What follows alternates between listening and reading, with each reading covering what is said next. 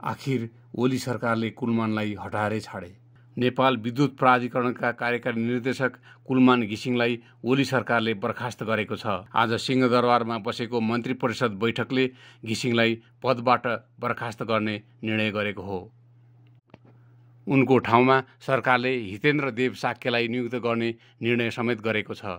20 दिन अघि बसेको मन्त्री परिषद बैठकले कुलमानलाई कार्य सम्पादन मूल्याङ्कनका आधारमा पदबाट किन नहटाउने भन्दै 3 दिने स्पष्टीकरण सोधेको थियो। घिसिङले दिएको जवाफ चित्त नबुझेपछि सरकारले उनलाई प्राधिकरणको जिम्मेवारीबाट हटाएर मन्त्रालयमा तान्ने निर्णय गरेको हो। स्पष्टीकरण सोध्नु अघि ऊर्जा जलस्रोत तथा सिँचाइ मन्त्रालयले घिसिङलाई कार्य सम्पादनमा 0 नम्बर दिएको थियो।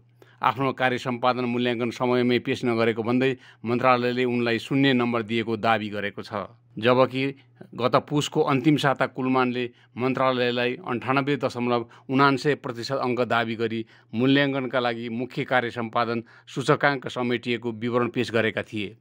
सम्झौता अनुसार आर्थिक वर्ष नसकिएको 2 महिनाभित्र कार्य सम्पादन मूल्याङ्कन पेश गरिसक्नुपर्ने थियो। घिसिङले सम्झौता तोडेर पुसको अन्त्यमा मात्र आफ्नो मूल्याङ्कन पेश गरेका थिए। ऊर्जा मन्त्रालयले घिसिङलाई 24 घण्टे स्पष्टीकरण सोधेको थियो।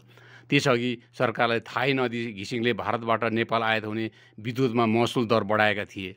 सोही विषयलाई लिएर सोधेको स्पष्टीकरणमा घिसिङले आफूलाई पदमुक्त गर्ने अधिकार मन्त्रालयसँग नरहेको दाबी गरेका थिए। ऊर्जा मन्त्रालयले घिसिङलाई 24 घण्टे स्पष्टीकरण सोधेको थियो। त्यसअघि सरकारलाई थाहै नदिई घिसिङले भारतबाट नेपाल आयात हुने विद्युतमा महसुल दर बढाएका थिए। सोही विषयलाई लिएर सोधेको स्पष्टीकरणमा घिसिङले आफूलाई पदमुक्त गर्ने अधिकार मन्त्रालयसँग नरहेको दाबी समेत गरेका थिए। यसअघि गत पुस 22 गते पनि ऊर्जा मन्त्रालयले उनलाई 7 बुँदे स्पष्टीकरणसँगै पदबाट किन नहटाउने भन्ने प्रश्न सोधेका थिए। घिसिङमाथि सञ्चालक समितिका बैठकहरूमा सरकारी निकायको कार्यकारी प्रमुखको हैसियत भुलेर पटक पटक असहयोगी भूमिका खेलेको, सामान्य विषयवस्तुमा समेत विवाद गर्ने गरेको, पदीय मर्यादा विपरीत कार्य गरेको आरोप मन्त्रालयले लगाउँदै आएको थियो। त्यस्तै उनीमाथि कार्य सम्पादन सम्झौता अनुरूपको कार्य सम्पादन मूल्याङ्कन सम्बन्धी विवरण पेश नगरेको, मन्त्रालयले माग गरेको ट्रान्सफर्मर खरिद अनियमितता सम्बन्धमा 15 बुँदे विवरण समयमा उपलब्ध नगराएको र मन्त्रालयले 13 कार्तिकमा 6 बुँदे विवरण माग गरेकोमा वस्तुनिष्ठ र यथार्थपरक जवाफ नपठाएको भन्दै मन्त्रालयले स्पष्टीकरण सोधेका थिए।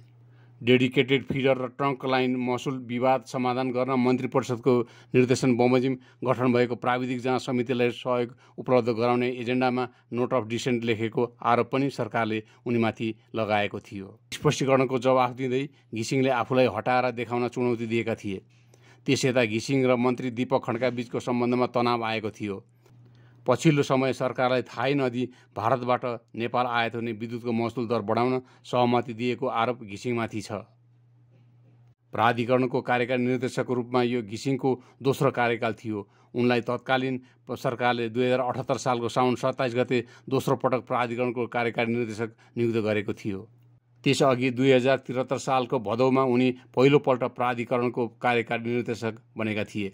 आफ्नो 4 वर्ष कार्यकाल पूरा गरेर प्राधिकरणबाट बाहिरिएका घिसिङलाई सरकारले पुनः कार्यकारी निर्देशक बनाएको थियो। घिसिङमाथि आफ्नो दुवै कार्यकालमा प्राधिकरणमा अनियमितता गरेको, अनावश्यक खरिद गरेर प्राधिकरणको वित्तीय अवस्था धराशायी बनाएको, विभिन्न परियोजना बन्ने क्रममा अस्वाभाविक चलखेल गर्ने गरेको आरोप छ। यता नयाँ नियुक्ति पाएका हितेन्द्र यसअघि पनि प्राधिकरणको कार्यकारी निर्देशक बनाइएका थिए, तर शेरबहादुर देउवा नेतृत्वको तत्कालीन सरकारले हितेन्द्रलाई 2078 सालमा हटाएर कुलमानलाई पुनः कार्यकारी निर्देशक बनाएको थियो। त्यसविरुद्ध हितेन्द्र रिट लिएर सर्वोच्च अदालत पुगेका थिए, तर उक्त रिट सर्वोच्च अदालतमा झन्डै 4 वर्षसम्म सुनवाई भएको थिएन। सर्वोच्चले सुनवाई नगरेपछि साके अदालतबाट न्याय नपाई गत महिना अवकाशमा गएका थिए।